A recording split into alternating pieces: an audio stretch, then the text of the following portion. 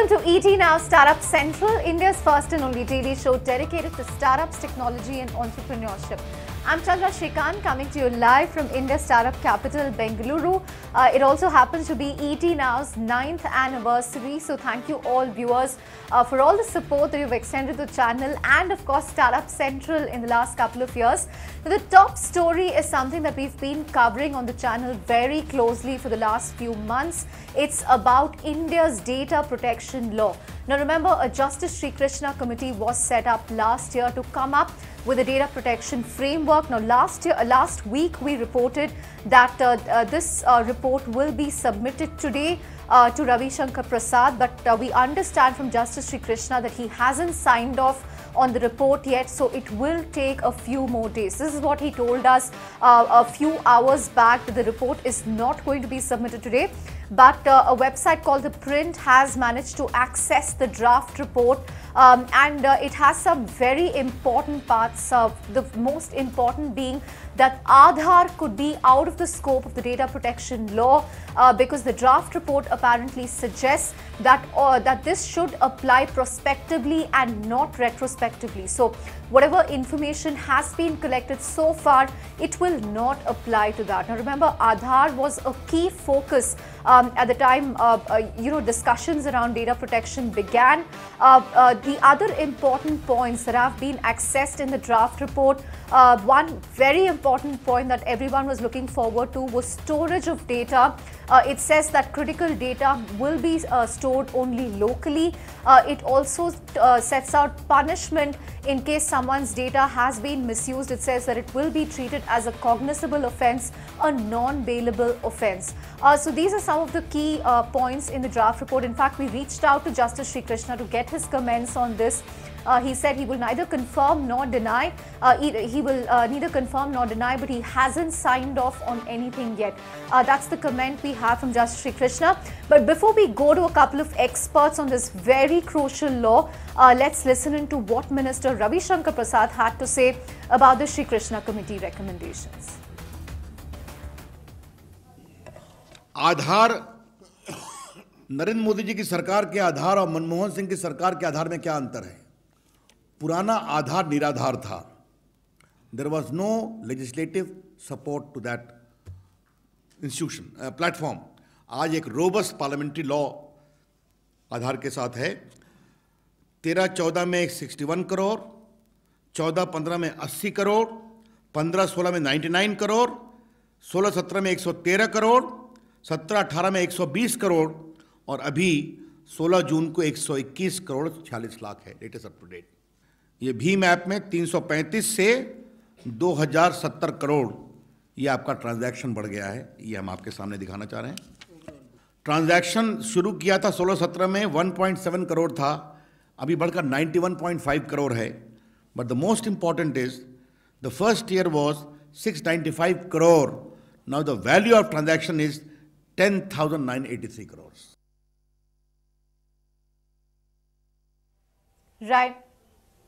Right.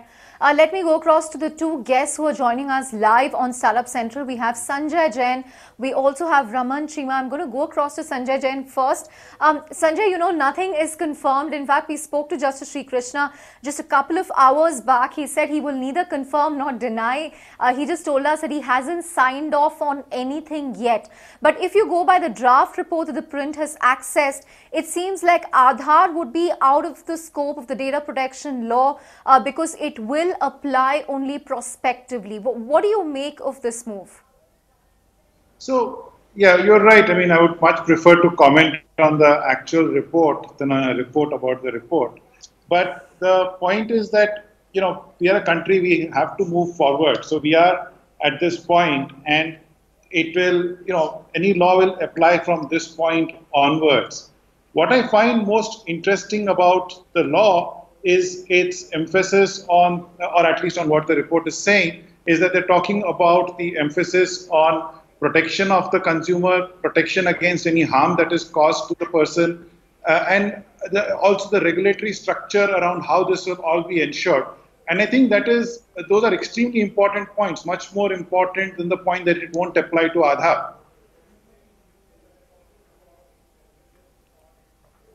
Right. Raman, has this come as a huge disappointment for you? Because a group of citizens, had uploaded their own version of what the data protection code should be. The fact that Aadhaar is not part of it, how big of a blow you think this could be? And, should we wait for the final report? I mean, is it too alarmist at this point to suggest that they wouldn't cover Aadhaar? Because I remember even when they spoke about the framework, Aadhaar was mentioned there. So should we wait for the final report before concluding anything?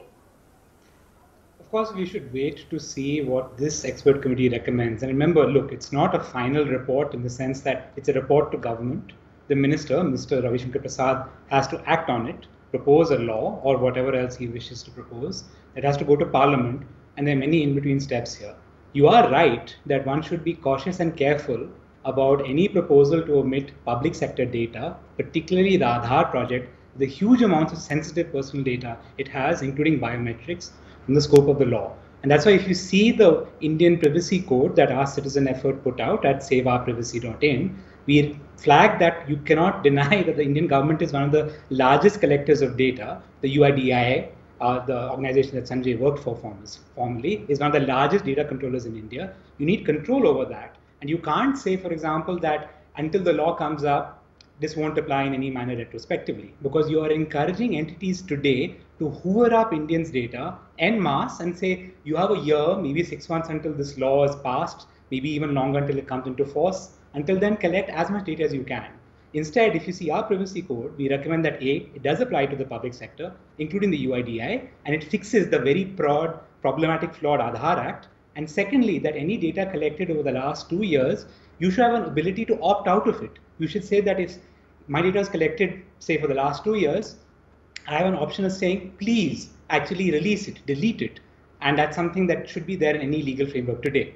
Until then, we're not giving any remedy to users in India. Sanjay, do you want to comment on that, what Raman just said? Yeah, so, factors have not been working for the UIDAI now for 6 years, and yet, Raman wants to point out that I work for them. I don't. The second is that clearly the Aadhaar Act has been passed in Parliament. You heard Ravi Shankar Prasad talk about it. And it actually gives legitimacy to the project as well as to all of the work done prior to the law being passed, because that was considered when the law was taken through its process. But we are right. The fact is that we are talking about a report, about a draft report. And we have to really wait to see what actually the report contains and then how the government acts on it and takes a law. The critical thing, I think, is for us to talk about the various privacy aspects that this does talk about. Right. Right. Raman, stepping away from Aadhaar, since we've covered that in the first point, this also has a lot of interesting points around, how punishment will be meted out to those who violate someone's privacy. It talks about obtaining, transfer, disclosure, sale of personal data causing harm to the individual will be listed as crime. That's going to be cognizable and non-bailable. But I think the devil in the detail is that if the entity is able to prove that they were not aware of it, then they can be let off. Again, what do you make of that? The fact that they could get away by saying they were not aware of this. So you're absolutely right. And I think you used an important phrase, right? Devil is in the details. And one of the challenges of this current process is, unfortunately, that we are learning this through leaks. We are learning this through different news reports. The Shri Krishna Committee was told this very fact a few months ago that please, whatever you come out with, please put it up for further discussion. If you have a draft law that you are proposing, please put that up for people to look at and comment, because look, there might be errors. It may not be intentional on your part. We don't know that today. All that we can say is that there's these statements that there may be exceptions, there may be action. And what we have said repeatedly is you need an effective set of regulations that give users rights. So it should be your ability to go and access the data that is kept, whether it's by a private sector entity or by a public sector entity. We should recognize that previous legal frameworks may be flawed in that regard, including the Aadhaar Act, which was problematic, but I'll leave that for discussion for later.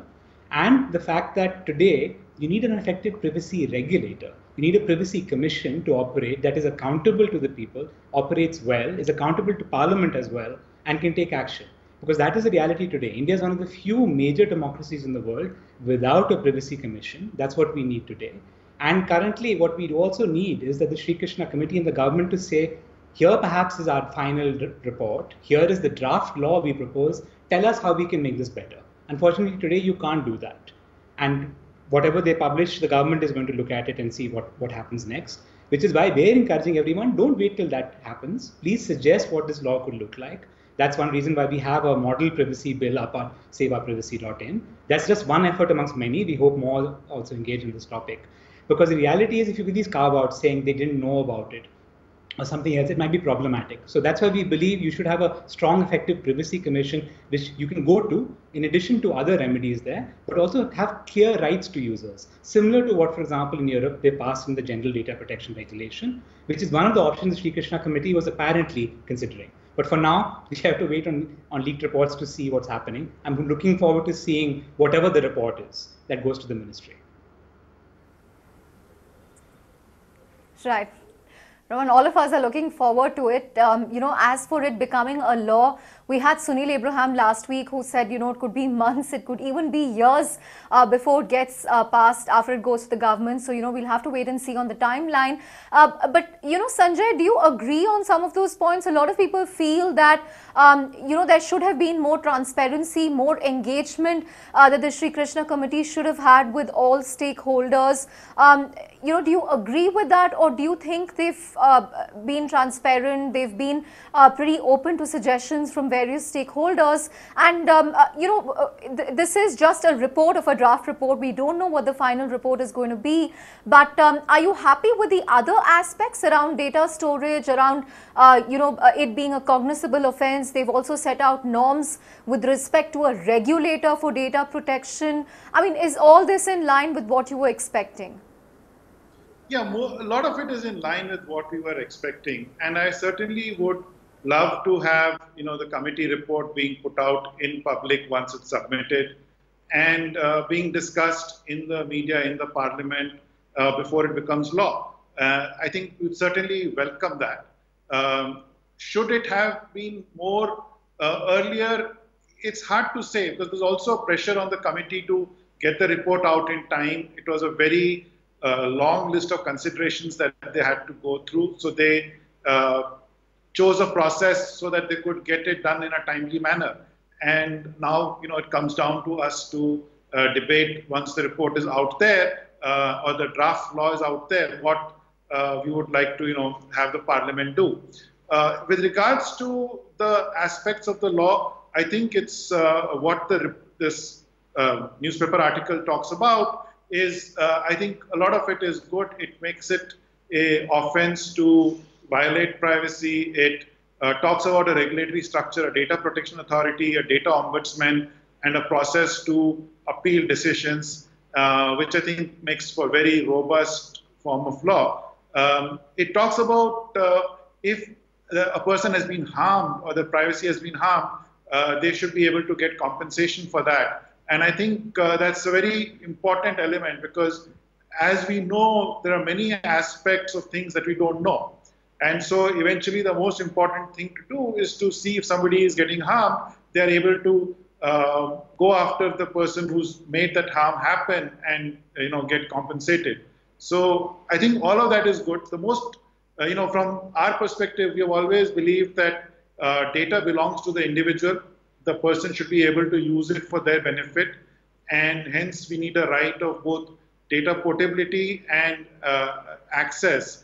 And what that also does is it breaks down certain monopolistic behaviors, and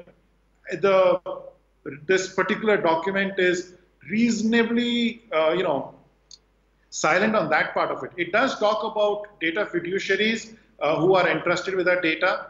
And I think that's a construct which is becoming very important, because finally you're going to end up having to trust some entity with your data and hold them accountable, and not actually the end business that has your data.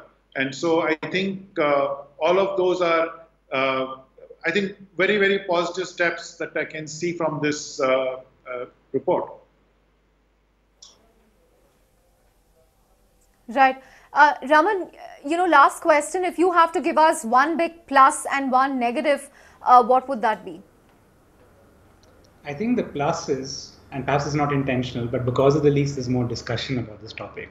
Look, the reality is everyone says that they stand up for protecting privacy, but when you press them for details, they tend to break down. For example, there's been a lack of recognition of the fact that it's been actually 8 years in the making to have a privacy law. It's not just, in fact, the last 9 months of this committee. There was a previous privacy bill even drafted by the previous government, carried forward to the current government as well, and we have not heard anything about it. So I'm at least happy there's more public discussion about it. And there's a recognition that privacy is a fundamental right, and this law should build on top of that. I think one negative, to be honest, is the focus on saying data. We've been saying it's all about data, it's about data transfer, it's about data portability. Look, the focus needs to be ultimately, at the end of the day, about individual Indians. It needs to be about their privacy, which we recognize as a fundamental right. We need to build on top of that, which is why if you go and see, for example, on sevaprivacy.in, we suggested 7 principles to govern this process, of which the topmost principle is individual rights must be at the center of privacy and data protection. I'm sometimes finding that lack of discussion or focus around the individual being something that's quite concerning. Hopefully that should be remedied. And as we've mentioned, this is perhaps initial stages of this discussion. Let's see how much time it may take. But the reality is, let's all not just wait for one committee to come out with its recommendations. Let's actively engage with the government, with lawmakers on what form the privacy law should take, and try and fix that, recognizing that there is a problem today. There's a problem in the private sector, there's a problem in the public sector, and how our data is being kept and maintained. That affects the trust of our institutions, whether government or whether startups and others.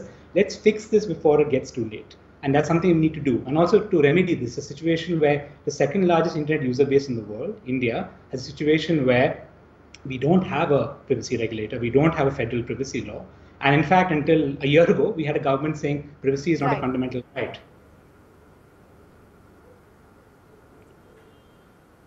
Right. Thanks so much, Sanjay and Raman, for weighing in with your perspective. But on that note, I'm afraid we're out of time for this special discussion on data protection. But stay tuned. We have more coming up on the other side of the break. We tell you about a budding star, M-Fine. We also tell you about Flipkart's Penguin Dad initiative. Stay tuned and come back for Startup Central.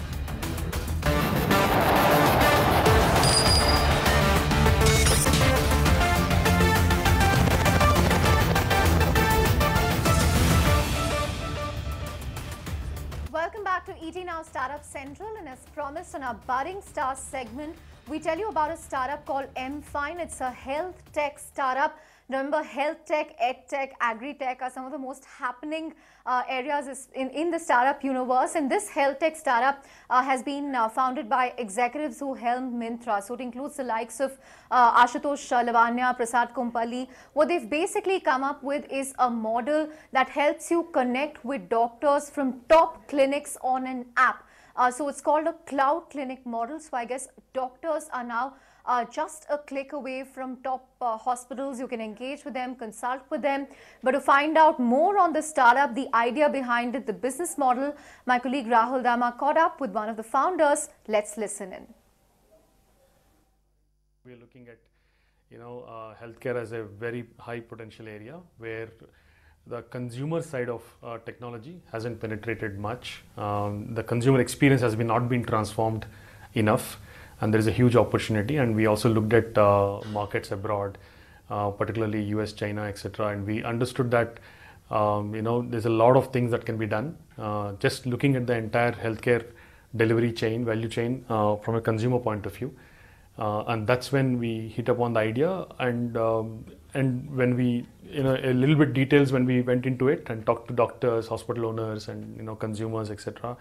We understood that it's not a general marketplace of suppliers and demand that we can match, right? So, what's your differentiation from someone who's sort of in the space with the likes of Practo and others? And also, in terms of reliability alone, while this is an online, cloud clinic of sorts, if someone sort of wants to meet the doctor, in times of emergency cases, is that option also open? Our technology layer is not, for the lack of a better word, it's not a process administration kind of thing. It's not about appointment booking. It's not about those things at all. They are there, but when we realized also, this is one of the hypotheses we had, that when we go into health tech, we actually have to go into the right intersection of health and tech, right? And we have to understand deeply the healthcare. So that's why the AI layer that we have, the care team layer as we call it, it understands the health science part of it. We built a foundation layer of it, symptoms and conditions and different treatment plans, etc.